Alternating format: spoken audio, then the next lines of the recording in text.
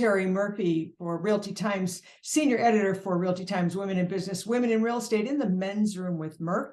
And today we have a real estate expert in all things real estate. His name is Saul Klein.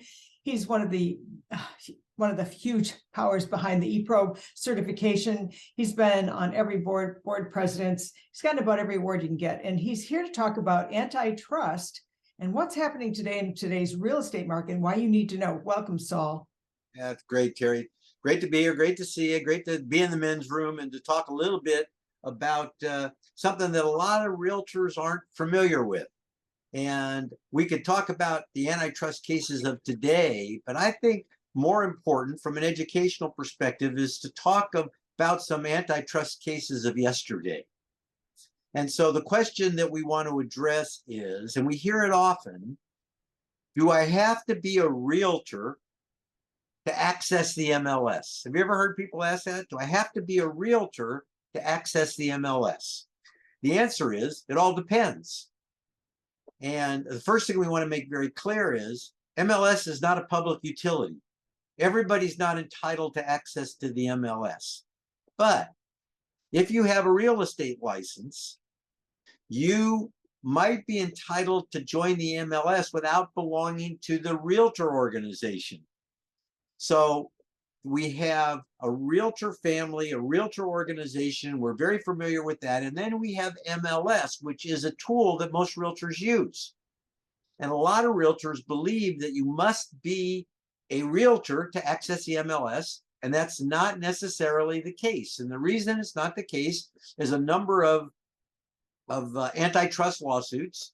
And the two that we want to mention here today are, number one, the case we refer to as Paulson, and it's Paulson versus Marin County Board of Realtors. And the year, believe it or not, is 1976. Yeah, I wanted to bring that up because I'm going to go out there and say that I'll bet almost 80% of the people that hear this weren't even in real estate in 1976. That's how far back this goes and how long the DOJ has been watching. But go ahead. Yeah, and how people just never learned that this is the case. So there's a very important case, Paulson versus Marin County Board of Realtors, 1976, and that affects California. California is big enough to have just one state, right? It's the whole judicial jurisdiction. And then another case called Thompson versus DeKalb Board of Realtors. This is in Georgia. And this actually, I believe, ended up in a settlement. And it affects three states, Florida, Georgia, and Alabama. So in four states, California, Georgia, Florida, and Alabama, you do not have to be a realtor to access the MLS. You must be licensed, but you don't have to be a realtor to access the MLS. And why is that the case? Because it was deemed in those decisions or settlements that that is illegal tying and a violation of the Sherman Antitrust Act. Illegal tying. And the reason it was deemed illegal tying is because the MLS was viewed as an essential tool to do business if you're a realtor or if you're a real estate licensee.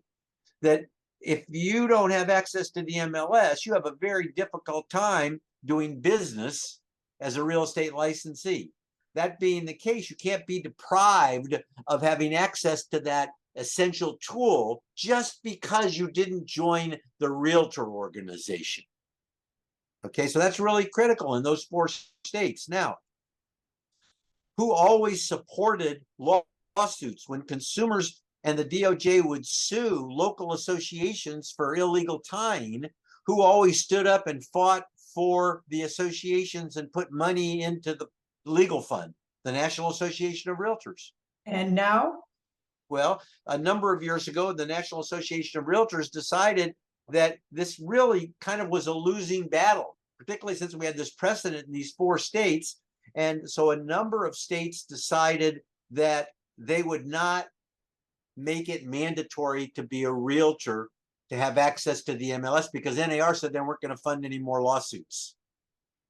And so now in four states by decree or agreement, and in a number of other states, because they didn't want to fight this in court, you can have access to the MLS if you're not a realtor. And that's really important for people to know. Yeah, I Now, would think so. well, and you and I believe that you should be a realtor anyway. You know, we're advocates for the realtor family and the realtor organizations. We think there's great value, way in excess of what you pay to be a member.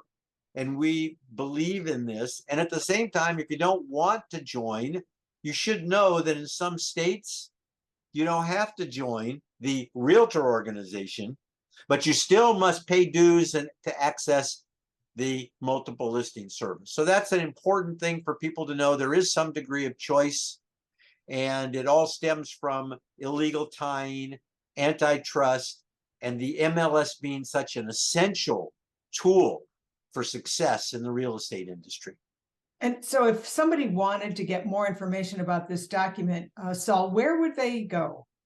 Well, we could actually provide you with, or anybody, with a copy of the Paulson case. That's pretty interesting just to read through, and a summary of Paulson and a summary of Thompson and a number of other summaries. And if they send an email to Saul, S-A-U-L, at bettercallsaul.realtor, not .com, .realtor, Saul at bettercallsaul.realtor, then I will personally send you those documents. I think you'll find them interesting. Well, as always, you've been a visionary for a number of years. You've led teams, associations, oh gosh, just about every initiative NAR's come up with. So we always want to default to you to get what's going on. That's important and critical for the real estate industry. Thanks for joining us here at Realty Times, and I hope you'll join us again for another segment on Realty Times News.